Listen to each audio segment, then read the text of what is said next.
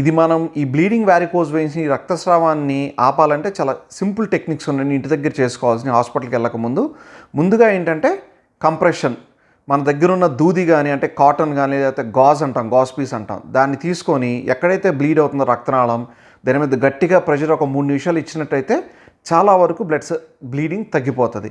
దాని తర్వాత మనం లింబ్ ఎలివేషన్ అంటాం. కాల్ని మనం పడుకొని ఒక 2-3 పిల్లోస్ పెట్టుకొని మన లింబ్ ఎలివేషన్ ఇచ్చినట్టయితే కనుక ఏదైతే వెయిన్స్లో ప్రెషర్ ఉంటుందో ఆ ప్రెషర్ తగ్గి బ్లీడింగ్ చాలా వరకు 99% తగ్గిపోతుంది అనమాట. ఒకసారి బ్లీడింగ్ తగ్గిన తర్వాత మూడో స్టెప్ ఏంటంటే కంప్రెషన్ బ్యాండేజ్.